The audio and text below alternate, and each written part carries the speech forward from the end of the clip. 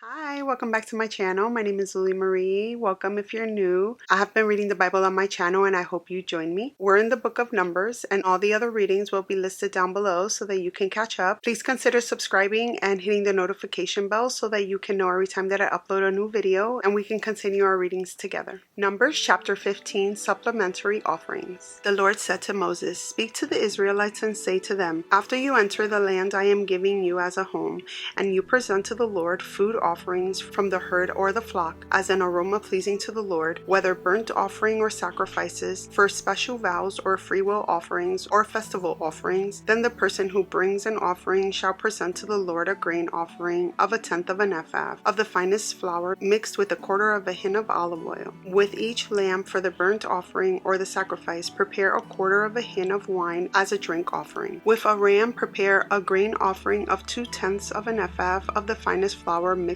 with 1/3 of a hin of olive oil and 1/3 of a hin of wine as a drink offering. Offer it as an aroma pleasing to the Lord. When you prepare a young bull as a burnt offering or sacrifice for a special vow or a fellowship offering to the Lord, bring with the bull a grain offering of 3/10 of an ephah of the finest flour mixed with 1/2 a hin of olive oil, and also bring 1/2 a hin of wine as a drink offering. This will be a food offering, an aroma pleasing to the Lord. Each bull or ram, each lamb or young goat is to be prepared in this manner. Do this for each one, for as many as you prepare. Everyone who is a native born must do these things in this way when they present a food offering as an aroma pleasing to the Lord. For the generations to come, whenever a foreigner or anyone else living among you presents a food offering as an aroma pleasing to the Lord, they must do exactly as you do. The community is to have the same rules for you and for the foreigner residing among you. This is a lasting ordinance for the generations to come.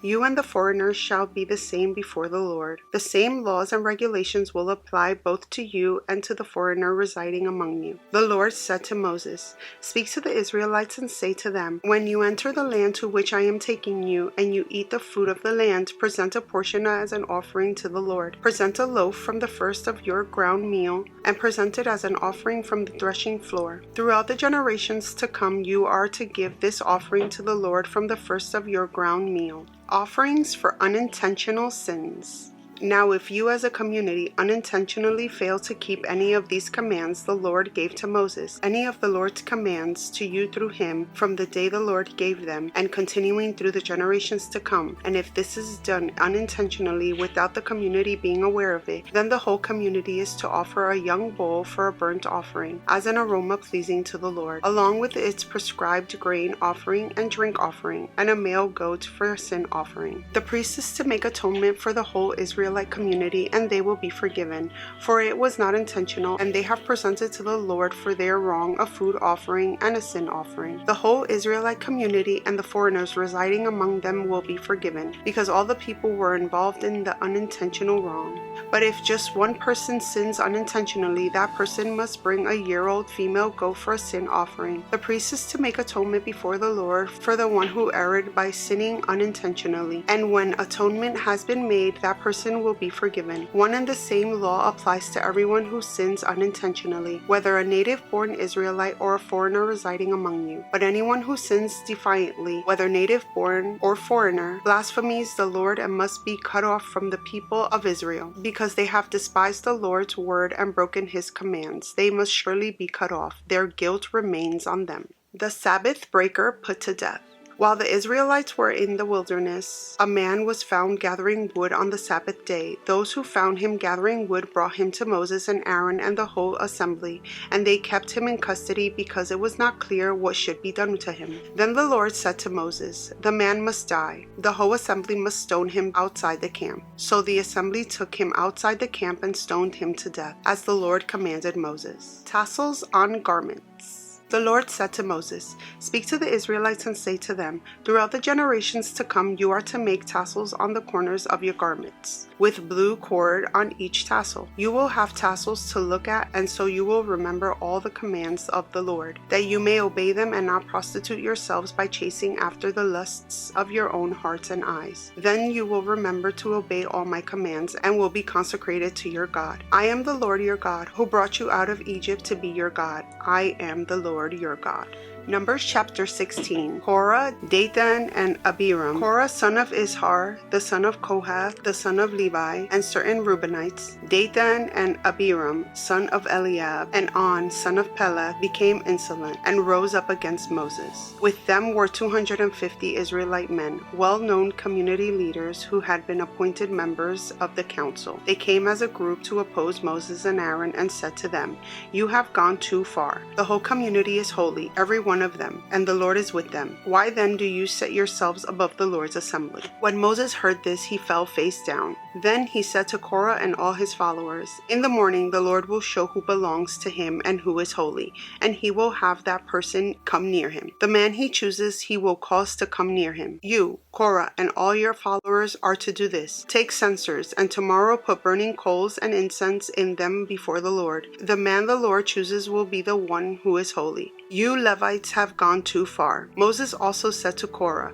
"Now listen, you Levites. Isn't it enough for you that the God of Israel has separated you from the rest of the Israelite community and brought you near himself to do the work at the Lord's tabernacle and to stand before the community and minister to them? He has brought you and all your fellow Levites near himself, but now you are trying to get the priesthood too. It is against the Lord that you and all your followers have banded together. Who is Aaron that you should grumble against him?" Then Moses summoned Dathan and Abiram, the sons of Eliab, but they said, "We will not come. Isn't it enough that you have brought us up out of the land flowing with milk and honey to kill us in the wilderness? And now you also want to lord it over us? Moreover, you haven't brought us into the land flowing with milk and honey or given us an inheritance of fields and vineyards. Do you want to treat these men like slaves? No, we will not come." Then Moses became very angry and said to the Lord, "Do not accept their offering. I have not taken so much as a donkey from them, nor have I wronged any of them." Moses said to Korah, "You and all your followers are to appear before the Lord tomorrow, you and they and Aaron. Each man is to take his censer and put incense in it, 250 censers in all, and present it before the Lord. You and Aaron are to present your censers also." So each of them took his censer, put burning coals and incense in it, and stood with Moses and Aaron at the entrance to the tent of meeting. When Korah had gathered all his followers in opposition to them at the entrance to the tent of meeting, the glory of the Lord appeared to the entire assembly. The Lord said to Moses and Aaron, "Separate yourselves from this assembly so I can put an end to them at once." But Moses and Aaron fell face down and cried out, "O God, the God who gives breath to all living things, will you be angry with the entire assembly when only one man sins?" Then the Lord said to Moses, "Say to the assembly, move away from the tent of Korah, Dathan, and Abiram." Moses got up and went to Dathan and Abiram, and the elders of Israel followed him. He warned the assembly, "Move back from the tents of these wicked men. Do not touch anything belonging to them, or you will be swept away because of all their sins." So they moved away from the tents of Korah, Dathan, and Abiram. Dathan and Abiram have come out and were standing with their wives, children, and little ones at the entrances to their tents. Then Moses said, "This is how you will know that the Lord has sent me to do all these things and that it was not my idea. If these men die a natural death and suffer the fate of all mankind, then the Lord has not sent me. But if the Lord brings about something totally new and the earth opens its mouth and swallows them with everything that belongs to them and they go down alive into the realm of the dead, then you will know that these men have treated the Lord with contempt." As soon as he finished saying all this, the ground under them split apart, and the earth opened its mouth and swallowed them and their households, and all those associated with Korah together with their possessions. They went down alive into the realm of the dead, with everything they owned. The earth closed over them, and they perished and were gone from the community. At their cries, all the Israelites around them fled, shouting, "The earth is going to swallow us too." And fire came out from the Lord and consumed the 250 men who were offering the incense. The Lord said to Moses, "Tell Eleazar, son of Aaron, the priest, to remove the censers from the charred remains and scatter the coals some distance away, for the censers are holy, the censers of the men who sinned at the cost of their lives. Hammer the censers into sheets to overlay the altar, for they were presented before the Lord and have become holy. Let them be a sign to the Israelites." So Eleazar the priest collected the bronze censers brought by those who had been burned to death, and he had them hammered out to overlay the altar, as the Lord directed him through Moses. This was to remind the Israelites that no one except a descendant of Aaron should come to burn incense before the Lord, or he would become like Korah and his followers. The next day, the whole Israelite community grumbled against Moses and Aaron. "You have killed the Lord's people," they said. But when the assembly gathered in opposition to Moses and Aaron and turned toward the tent of meeting, suddenly the cloud covered it, and the glory of the Lord appeared.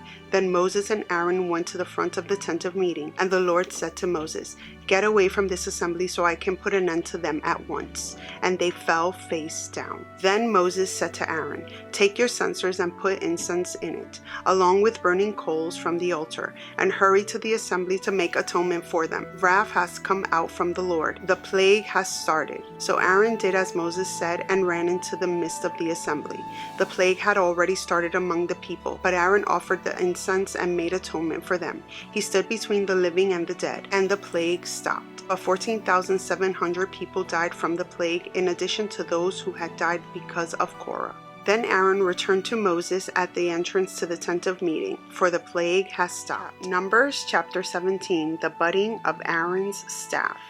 The Lord said to Moses, "Speak to the Israelites and get 12 staffs from them, one from the leader of each of their ancestral tribes. Write the name of each man on his staff. On the staff of Levi, write Aaron's name, for there must be one staff for the head of each ancestral tribe. Place them in the tent of meeting in front of the ark of the covenant law, where I meet with you. The staff belonging to the man I chose will sprout, and I will rid myself of this constant grumbling against you by the Israelites." So Moses spoke to the Israelites, and their leaders gave him 12 staffs, one for the leader of each of their ancestral tribes, and Aaron's staff was among them. Moses placed the staffs before the Lord in the tent of the covenant law. The next day Moses entered the tent and saw that Aaron's staff, which represented the tribe of Levi, had not only sprouted but had budded, blossomed, and produced almonds. Then Moses brought out all the staffs from the Lord's presence to all the Israelites. They looked at them, and each of the leaders took his own staff.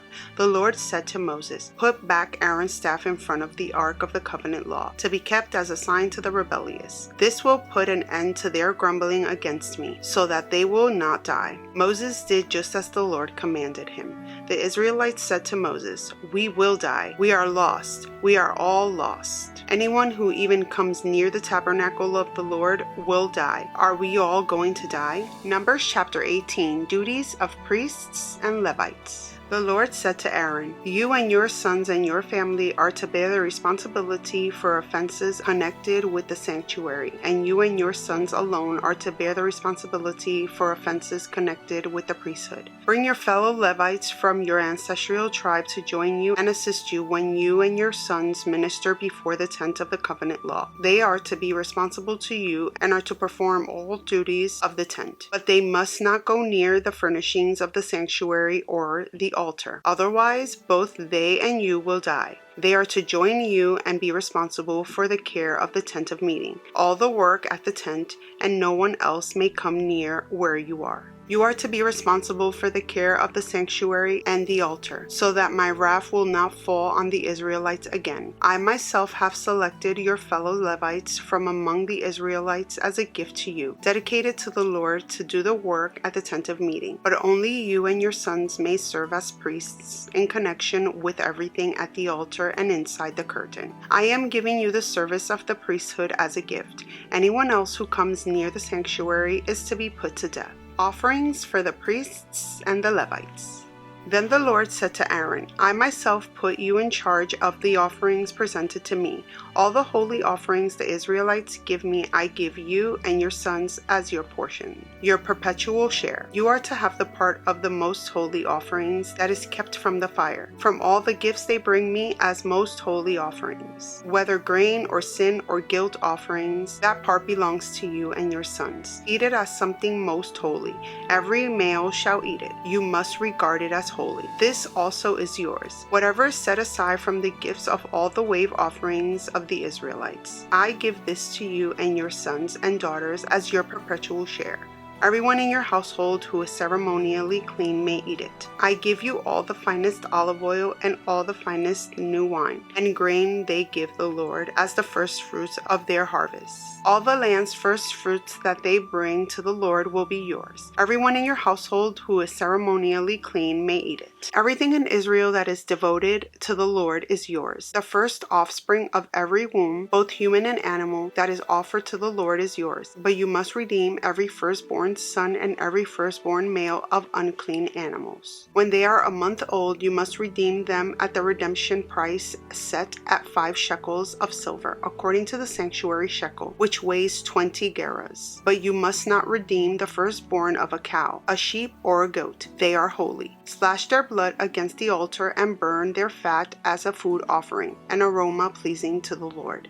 Their meat is to be yours, just as the breast of the wave offering and the right thigh are yours. Whatever is set aside from the holy offerings the Israelites present to the Lord, I give you and your sons and daughters as your perpetual share. It is an everlasting covenant of salt before the Lord for both you and your offspring. The Lord said to Aaron, "You will have no inheritance in their land, nor will you have any share among them. I am your share and your inheritance among the Israelites. I give to the Levites all the tithes in Israel as their inheritance in return for the work they do while serving at the tent of meeting. From now on, the Israelites must not go near the tent of meeting, or they will bear the consequences of their sin and will die. It is the Levites who are to do the work at the tent of meeting and bear the responsibility for any offenses they commit against it. This is a lasting ordinance for the generations to come. They will receive no inheritance among the Israelites. Instead, I give to the Levites as their inheritance the tithes that the Israelites present as an offering to the Lord. That is why I said concerning them, they will have no inheritance among the Israelites. The Lord said to Moses, "Speak to the Levites and say to them, when you receive from the Israelites the tithe I give you as your inheritance, you must present a tenth of the tithe as the Lord's offering. Your offering will be reckoned to you as grain from the threshing floor or juice from the winepress. In this way you also will present an offering to the Lord from all the tithes you receive from the Israelites. From these tithes you must give the Lord's portion to Aaron the priest. You must present as the Lord's portion the best and holiest part of everything given to you. Say to the Levites, when you present the best part, it will be reckoned to you as the product of the threshing floor or the winepress. You and your households may eat the rest of it anywhere, for it is your wages for your work at the tent of meeting. By presenting the best part of it, you will not be guilty in this manner. Then you will not defile the holy offerings of the Israelites, and you will not die." We're going to end our reading here. I pray that you subscribe so you can follow along, and I'll see you next time. Many blessings to you. Bye.